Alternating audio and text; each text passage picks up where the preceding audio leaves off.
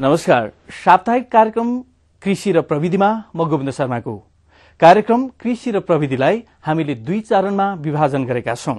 पहिलो चरणमा साताभरि कृषिमा भएका गतिविधि मध्येको एउटा गतिविधि, विषयवस्तु सम्बन्धी कृषि रिपोर्ट, नयाँ कृषिमा भएका अन्य गतिविधि तथा सफलताको कथा प्रस्तुत गर्नेछौं भने दोस्रो चरणमा नेपाल कृषि अनुसन्धान परिषद नारको अन्तर्गत संचार प्रकाशन तथा अभिलेख महाशाखा खुमलटार ललितपुरको प्राविधिक सहयोगमा प्रविधि सम्बन्धी जानकारी गराउनेछौं।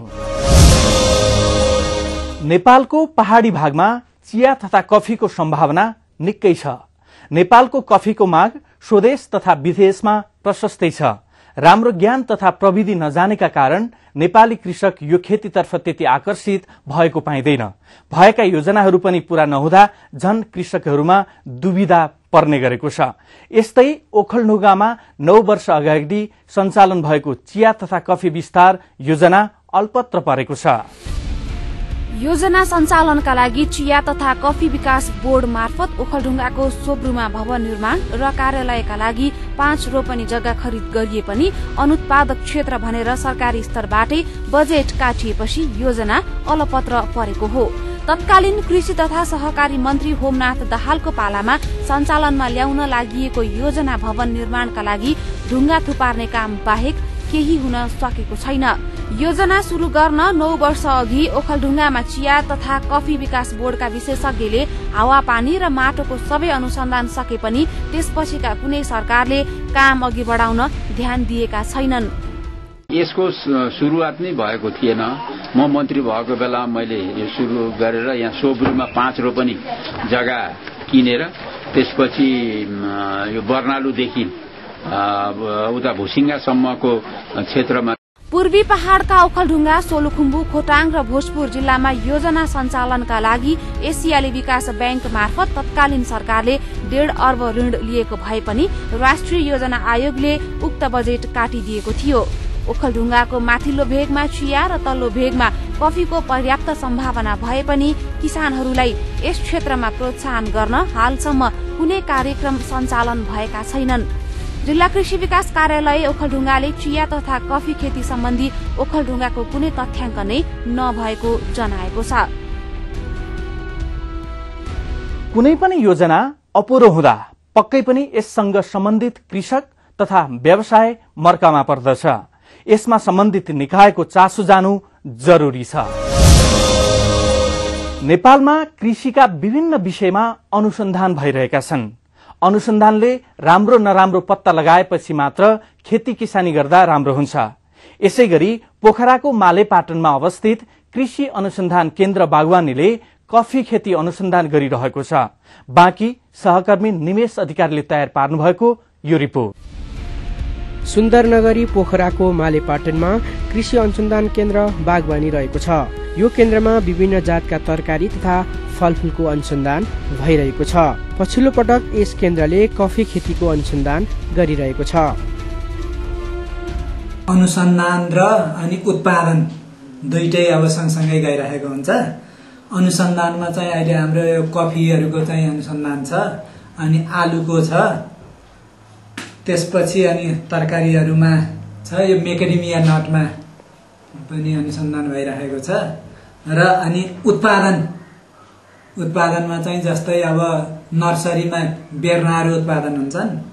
बेर्नाहरू उत्पादन गर्दाखेरि तरकारीका बेर्नाहरूमा अब सिजन अनुसारका काउली, बन्दा, भेन्टा, रायो, अनि गोलभेडा, सोइस, प्याजको बेर्ना, यी बेर्नाहरू चाहिँ हाम्रो नर्सरीमा तरकारीमा उत्पादन हुन्छन्। भने फलफूलका बेर्नाहरूमा मेकेडेमिया नट, त्यसपछि एभोकाडो, लिची।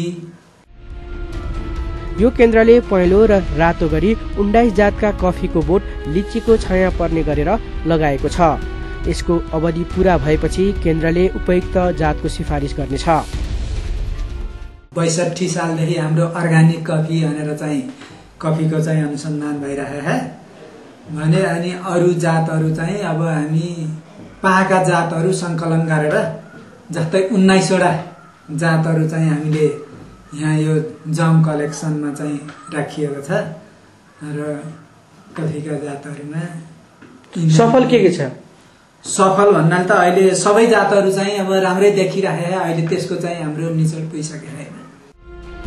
कृषि अनुसन्धान केन्द्र बागवानी मालेपाटनमा आलुको पनि विभिन्न जातको अनुसन्धान भइरहेको छ। केन्द्रले परीक्षण स्वरूप अनुसन्धानका लागि उत्पादन गरेका फलफूल तथा तरकारी स्थानीय बजारमा पनि बिक्री गर्ने गरेको छ।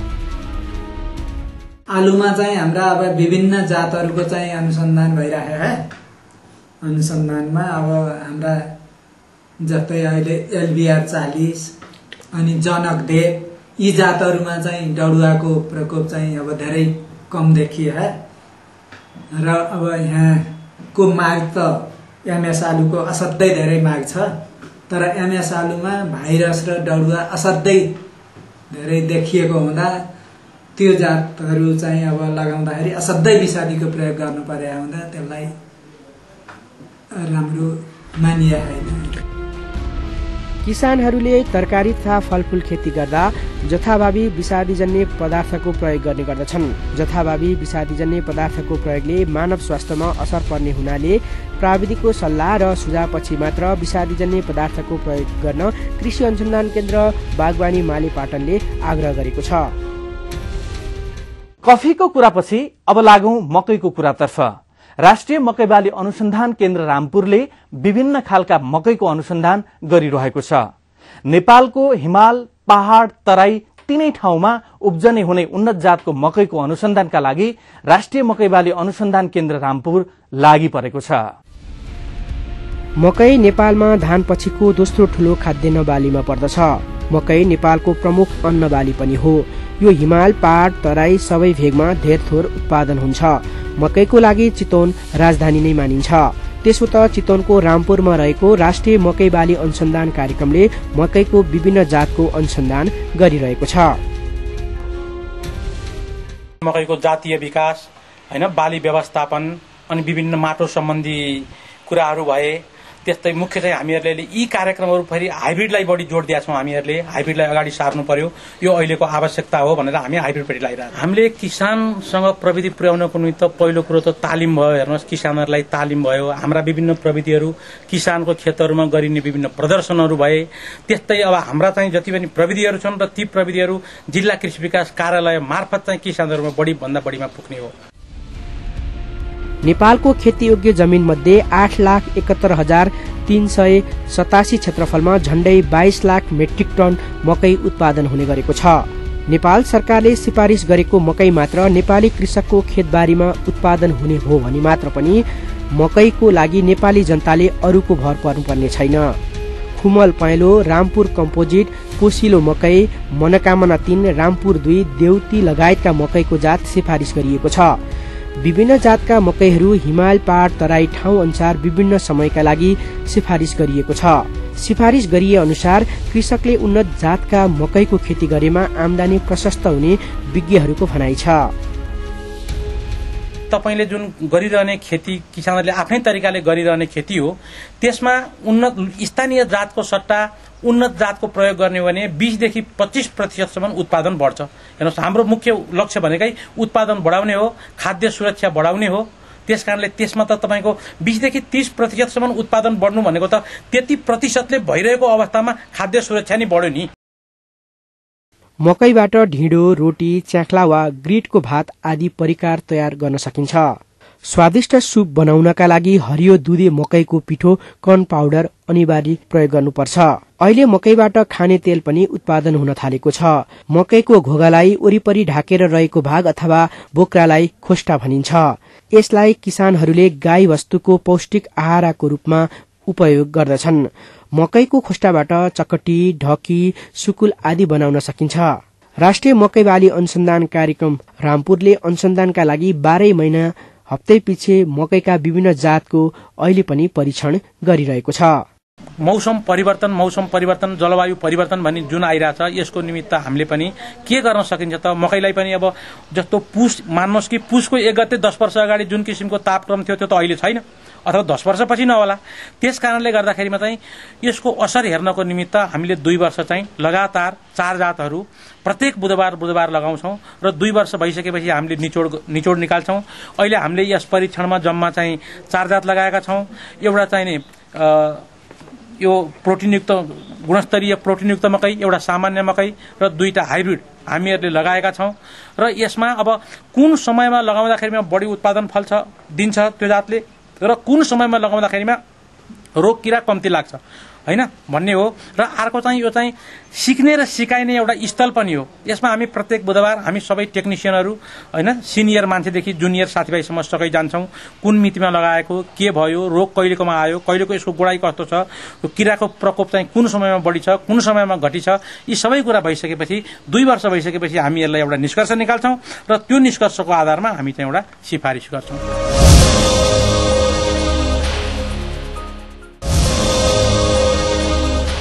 अबको प्रस्तुतिमा हामी नेपाल कृषि अनुसन्धान परिषद नार्क संचार प्रकाशन तथा अभिलेख महाशाखाको सहकार्यमा प्रविधि सेगमेन्ट प्रस्तुत गर्नेछौं। आज यो सेगमेन्टमा नेपाल कृषि अनुसन्धान परिषद नार्कका प्रवक्ता एवं पशु तथा मत्स्य अनुसन्धान निर्देशनालयका निर्देशक टेकबहादुर गुरुङ हुनुहुन्छ।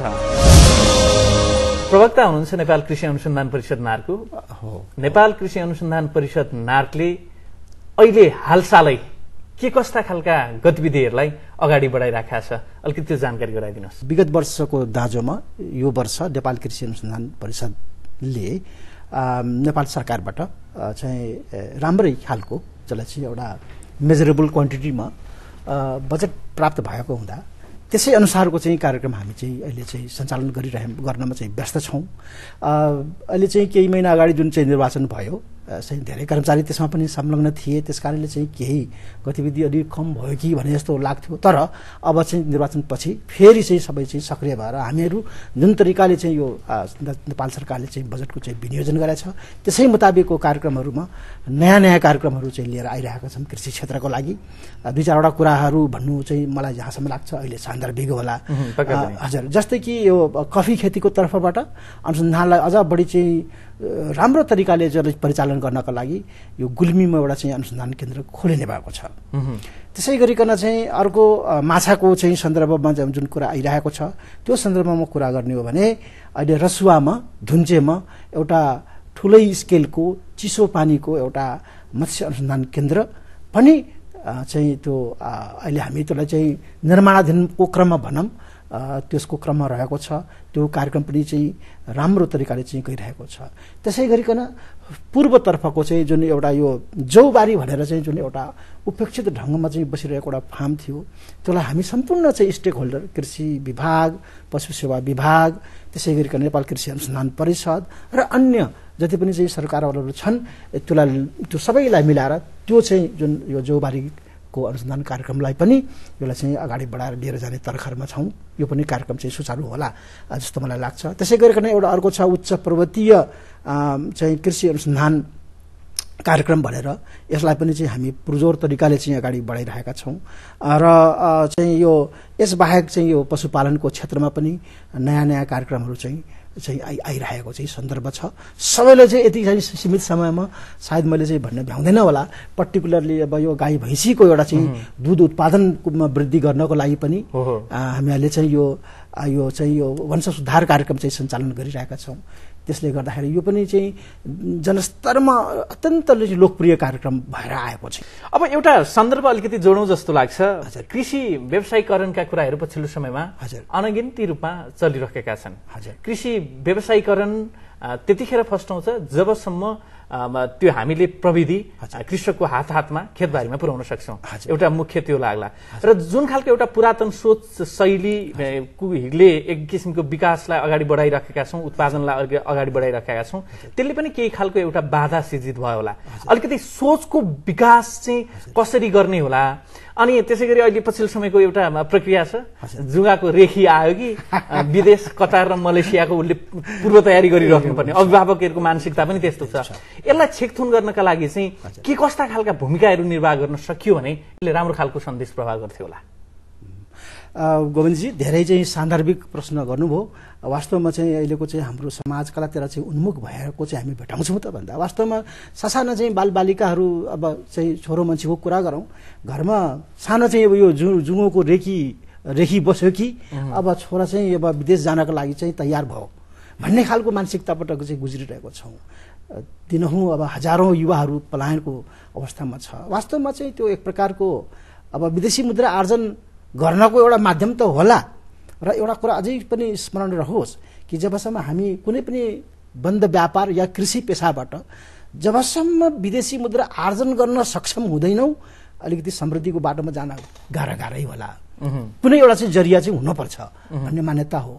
त्यस अनुसारको जुन तरिकाले चाहिँ अहिले नेपाल सरकारले यो कृषिको व्यवसायीकरण गरेर यसलाई चाहिँ बढी चाहिँ उद्यमशील र बढी चाहिँ यो निर्वाहमुखी परम्परालाई चाहिँ त्यागेर कसरी गर्दाखेरि चाहिँ बढी यो चाहिँ बढी व्यवसायमुखी हुन्छ, प्रत्येक किसानको पहुँच बजारसम्म पुग्न जानु सक्षम हुन्छन् भन्ने सोचले यो व्यवसायीकरणको जुन चाहिँ एउटा नारा चाहिँ जुन चाहिँ अहिले समाजमा देखि आइरहेको छ चाहिँ प्रत्येक कृषकहरू पनि यसले पनि झङ्कृत छन् भन्न पनि चाहिँ सायद अतिशक्ति नहोला।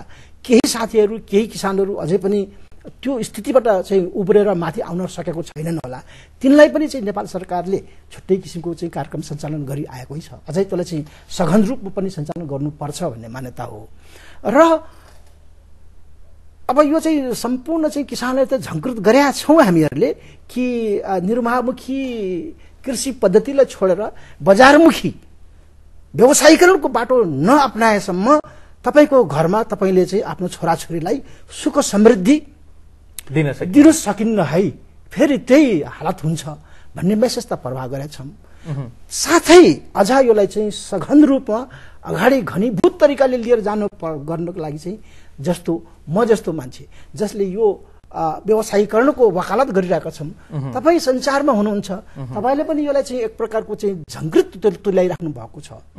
त हामी पनि यसलाई चाहिँ अझ हामी जस्ता जुन कारिन्दाहरू छन् यो क्षेत्रमा काम गरेका, कृषि क्षेत्रमा काम गरेर लागिरहेका, यी सबैलाई पनि व्यवसायीकरण के हो भनेर उहाँमा पनि यो सोचको विकास गराउन र हुन जरुरी छ।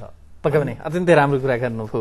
र यी सन्दर्भहरू जोडिरहँदाखेरि आज हामीसँग हाम्रो स्टुडियोमा मत्स्य विज्ञ, माछा सम्बन्धीका ज्ञाता, यही क्षेत्रमा निकै लामो समयदेखि क्रियाशील पनि हुनुहुन्छ।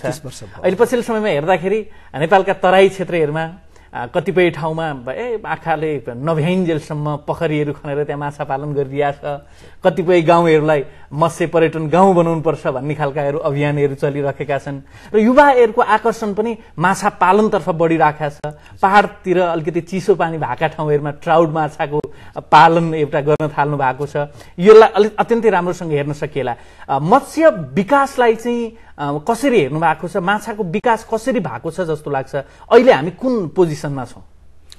अब यो माछाको चाहिँ सन्दर्भमा कुरा गर्दाखेरि वास्तवमा जुन तरिकाले चाहिँ यसमा निजी क्षेत्रको सहभागिता भन्छु म चाहिँ जुन एउटा तदारुकता देखाएको छ त्यो वास्तवमा चाहिँ अत्यन्त चाहिँ यो त्यसलाई चाहिँ हामीले चाहिँ त्यसको दुईटा त्यसको चाहिँ हामीले जबसम्म त्यसको हामीले चाहिँ उहाँलाई बढावा नरहन सक्ने अवस्था हो जस्तो लाग्छ मलाई। उहाँ वास्तवमा चाहिँ उहाँ चाहिँ पक्कै चाहिँ सम्पूर्ण जति पनि किसानहरू छन्, निजी क्षेत्र छ, यसको लागि चाहिँ उहाँ प्रशंसाका चाहिँ पात्रहरू हुनुहुन्छ। म उहाँ सबैलाई चाहिँ प्रशंसा गर्न चाहन्छु।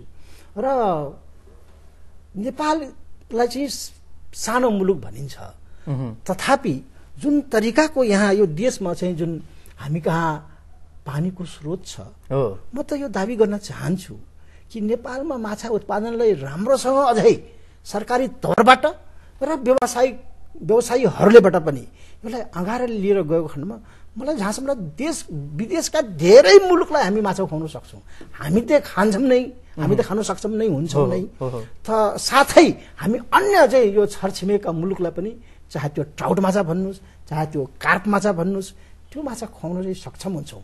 कुन हिसाबले? पानीको पर्याप्त उपलब्धता भएको हिसाबले क्यालकुलेसन गरेर। त्यो हावापानीको हिसाबले तराईमा एक किसिमको छ, पहाडमा एक किसिमको छ, हिमालमा एक किसिमको छ हैन। त्यहाँ विभिन्न प्रजातिका माछाहरू व्यावसायिक रूपमा पालन गर्न सकिने भयो। व्यावसायिक एक किसिमको व्यावसायीकरण माछामा चाहिँ अलिकति बढाएको छ। प्रविधि चाहिँ हामीसँग के छन् डाक्टर साहब? के कस्ता खालका प्रविधिहरू छन्? ती प्रविधिहरूलाई कृषकहरूले आत्मसात गर्न सकेको एउटा अवस्था हो कि होइन, के छ? अब प्रविधि पनि वास्तवमा चाहिँ भन्नुपर्दाखेरि यो साउथ एसियाको मुलुकमा जे जस्ता खालका चाहिँ प्रविधिहरू छन् माछाका, अधिकतर प्रविधि नेपालमा पनि छ र कुनै कुनै क्षेत्रमा त माछा पालनको चाहिँ क्षेत्रमा, अनुसन्धानको क्षेत्रमा अन्य क्षेत्रभन्दा चाहिँ नेपाल अगाडि छ। उदाहरणको तौरमा सहर माछाको प्रजननमा र उसको भुरा निकाल्ने प्रविधि हामी कहाँ जति विकसित अवस्थामा यहाँ चाहिँ अहिले छ, अन्य देशमा त्यो पाइन्न। त त्यसको एउटा चाहिँ बेनिफिट चाहिँ लिनुपर्ने हुन्छ। र नयाँ प्रविधिको जुन कुरा गर्नुभयो, कहाँनिर चाहिँ चुक्यौँ त यतिका चाहिँ यो हामी चाहिँ कुराकानी गरिरहेका छौँ, तथापि यो चाहिँ अरबौँ रुपियाँको फेरि माछा चाहिँ विदेशबाट आउँछ, ल्याउनु परेछ, बाध्यता छ। त्यो किन त? कहाँनिर त्यो खाडल छ भन्ने कुरा चाहिँ अवश्य चाहिँ हामीलाई चाहिँ यो चाहिँ एकदम चाहिँ झकझोर्ने किसिमको, हामीलाई उद्वेलित पार्ने किसिमको प्रश्न हो। म त्यहाँ सानो चाहिँ तपाईँलाई चाहिँ प्रवेश गराउँ कि त्यो चाहिँ किन हो त भन्दाखेरि चाहिँ हामी कहाँ बनेका पोखरीहरू प्राय गरी अलि साना साइजका छन्। छिमेकतिर चाहिँ बनेका पोखरीहरू ठुला ठुला छन्, 25 हेक्टर 30 हेक्टरको जलाशयमा माछा पालन गरिने चाहिँ उहाँहरूको चाहिँ त्यस्तो खालको प्लान छ भने हाम्रा चाहिँ किसानहरू अलिकति चाहिँ अझै चाहिँ साना स्तरको भएको हुनाले बढीमा अब करिब हामी कहाँ तराईतिर जाँदाखेरि अब 1 बिघाको 2 बिघाको 3 बिघाकोसम्म होला। त कोही कोही बहुतायत पोखरीहरू चाहिँ साना आकारका छन्। साना आकारको भएको हुनाले एकातिर उसको चाहिँ उत्पादनशीलता कम भयो, जबकि ठुलो पोखरीमा धेरै भएर जाने भयो। रोग व्याधिले पनि यही सानो सानो पोखरीलाई चाहिँ छिटो समात्ने भयो। विशेष गरी तराईतिर चाहिँ पोखरीमा साउन भदौ असारतिर माछा मर्ने समस्या छ। अनि सामान्य भनाइमा छिमेकी अथवा कसले हो बिख हालिदियो अनि माछा मर्यो भनेर चाहिँ निरुत्साहित भएका किसान थुप्रै भेटाउँछु। तर चाहिँ अब उहाँहरू निरुत्साहित हुनुपर्ने जरुरत चाहिँ छैन। नयाँ प्रविधिले चाहिँ अक्सिजन दिने त्यहाँ चाहिँ एरेटरको व्यवस्था गरेर को पनि चाहिँ अहिले चाहिँ विकसित भएको छ, त्यो नयाँ पद्धति ल्याएको छ। साथै त्यस्ता किसानले अब अनुभव प्राप्त गरिसकेको भएको हुनाले म सम्पूर्ण किसान दाजुभाइहरूलाई जो चाहिँ माछा पालन पोखरीमा माछा पालन गरिराख्नु भएको छ, आफ्नो पोखरीको क्षेत्रलाई विस्तार अलिकति ठुलो बनाइदिनु भयो भने त्यहाँ अक्सिजन डिफिसियन्सी, अक्सिजन जो चाहिँ माछाको मात्रा, माछाको चाहिँ संख्या धेरै भएर उनले सास फेर्ने तत्व जो पानीमा घुलनशील अवस्थामा रहन्छ त्यसको कमी भएर माछा अक्सिजन डिफिसियन्सीले मर्ने हो। त्यो समस्या कम भएर जान्छ। त्यो प्रविधि छ। माछाको पोखरी विस्तार गरिदिनुहोस्, एरिएसन गरिदिनुहोस्। अर्को चाहिँ अब केही हदसम्म उत्पादनशीलता कम छ, कारण हाम्रा चाहिँ बहुतायत किसान दाजुभाइहरू दिदीबहिनीहरू जुन छ त्यो पोखरीको प्राकृतिक उत्पादनशीलतामा भर परेर मात्र चाहिँ माछा पालन गर्ने पनि धेरै छन्। पोखरीमा माछा हालिदिन्छ, खाएर पनि हुर्कन्छन् भन्ने छ। उनलाई चाहिँ अझै दानाको चाहिँ व्यवस्थापन गरेर धेरै महँगो चिज पर्दैन। धेरै महँगो चिज हाल्नु भए पनि बजारमा लिएर गएपछि त्यसको दाम पाउनु सक्नुहुन्छ भने त्यो चिजलाई महँगो भन्नु हुन्न होला भन्छु म, हैन? तपाईले यदि चाहिँ यथोचित मूल्य मैले 2 रुपियाँ लगाएर 4 रुपियाँ पाउने मलाई ग्यारेन्टी छ भने मैले 2 रुपियाँ लगाउनलाई चाहिँ कन्जुसी गर्नु चाहिँ हुन्न भन्ने मान्यता हो। त्यसकारणले त्यो बजारको ग्यारेन्टी भएको हुनाले अब तपाईले पाल्नु भएको माछालाई राम्रोसँग हेरचाह, दानाको प्रबन्ध, सरसफाई गर्नुभयो भने यिनै कुरा हो। व्यावसायिकताको खनक आउनु पर्ने भन्ने कुरो नै यिनै हो। मात्र चाहिँ एउटा महज चाहिँ उत्पादन गर्ने भन्ने मात्रै नभइकन अब सम्पूर्ण कुरालाई चाहिँ यसलाई चाहिँ उत्पादन कसरी बढाउने, यसको चाहिँ यसका चाहिँ व्यावसायिक पक्ष के हो त भनेर हेर्नु नै व्यावसायिकता भएको हुनाले म सम्पूर्ण किसान दाजुभाइ माछा किसान दाजुभाइलाई यो अनुरोध गर्न चाहन्छु। अत्यन्तै महत्त्वपूर्ण कुराहरू गरिरहँदाखेरि म 2-3वटा कुरासँग अलिकति नजिकिने अनुमति चाहन्छु। जो माछा पालिराख्नु भएको छ उहाँहरूले अहिले अपनाउनु पर्ने प्रविधि के हो र जो अब म माछा पालनतर्फ लाग्छु भनेर सोच बनाइराख्नु भएको छ उहाँहरूले विचार पुर्याउनु पर्ने के हो, यो दुईटा सन्दर्भ अलिकति जोड्नुहोस्। अब चाहिँ माछा चाहिँ बजारको ग्यारेन्टी छ, तपाईँलाई बजारको ग्यारेन्टी नभएर हो किसान डुब्ने, बजारको ग्यारेन्टी छ। जति पनि उत्पादन गर्नुहोस् ईश्वर भएर। माछाको पोखरी सानो ठाउँमा गरिराख्नु भएको थियो, ठुलो बनाउनुहोस्। माछा चाहिँ केही नखुवाइकन अथवा चाहिँ अत्यन्त चाहिँ निर्वाहमुखी तरिकाले मात्रै केही आहारा मात्रै हालेर चाहिँ माछा पालन गर्नुभएको थियो, अब दाना हाल्नुहोस्। अनि त्यसलाई चाहिँ अक्सिजन पनि गर्नु, इन्टेन्सिफिकेसन। अहिले चाहिँ त मसिनीकरणको चाहिँ अवस्थामा गुज्रिरहेको छ। हो, प्लिज तपाईँको पद्धतिलाई पनि मेकानाइज गर्नुहोस्। अब अहिले चाहिँ घरमा चाहिँ अब डिग्री गरेका छोराछोरी हुन्छन् सबैका, प्राय गरी चाहिँ अब उनलाई चाहिँ चाहेर पनि अब विश्वविद्यालयको काम, कलेजको कामले पनि बाबा आमाले पनि सोझै लो यो काम गरिदियो भन्न अलिकति नहुन सक्ने अवस्था छ। त्यसले पनि मेकानाइज गर्नु चाहिँ जरुरी छ। चूँकि म आफूलाई पनि यो व्यवसायलाई पनि जिउँदो राख्नु छ त, अनि चाहिँ काम गर्ने पनि चाहिँ श्रम पनि छैन भने जस्तो त त्यहाँ तालमेल नमिल्ने भएको हुनाले प्लिज मसिनको सहारा पनि लिनु जरुरी छ। तपाईँले चाहिँ उत्पादन जति बढाए पनि अहिले चाहिँ तपाईँले चाहिँ यसले चाहिँ बजारको चाहिँ तपाईँलाई समस्या छैन। बजारमा चाहिँ यसले जिउँदो माछाको चाहिँ बिक्री समेत चाहिँ हुने चाहिँ प्रविधि किसानहरूकै तदारुकतामा आएको छ। सरकारले पनि यसमा चाहिँ पहल गरिरहेको चाहिँ अवस्था हो। चाहिँ त्यस कारणले म चाहिँ सम्पूर्ण दाजुभाइ किसान दाजुभाइहरूलाई जो चाहिँ यसमा चाहिँ लागेको छन्, माछा पालनमा लागेका छन्, उसलाई अझै यसलाई चाहिँ बढीभन्दा बढी व्यावसायिक रङ्ग दिन र त्यो ढङ्गले अगाडि सर्न अनुरोध गर्नुहुन्छ। धन्यवाद प्रकट गर्न चाहन्छौँ। हस् गोविन्दजी, हाम्रो कृषि यो नेपालको चाहिँ कृषि क्षेत्र फलोस् र चाहिँ सबैको कल्याण होस्।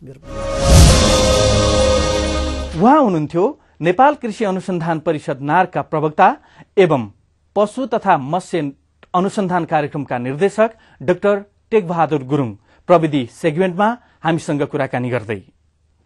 हवस् त, यिनै सन्दर्भका साथमा प्रस्तुतिको हामी अन्तमा छौं। अर्को साता अन्य विषयवस्तुको साथमा उपस्थित हुनेछौं। हिमालय टेलिभिजनका लागि नेपाल कृषि अनुसन्धान परिषद नारका अन्तर्गत संचार प्रकाशन तथा अभिलेख महाशाखा खुमलटारको आर्थिक सहयोगमा ए क्रिएटिभ मुभी मेकर्स प्रालीको साप्ताहिक प्रस्तुति कार्यक्रम कृषि र प्रविधिबाट म गोविन्द शर्मा लगायत सम्पूर्ण टिम बिदा हुन्छौं। नमस्कार।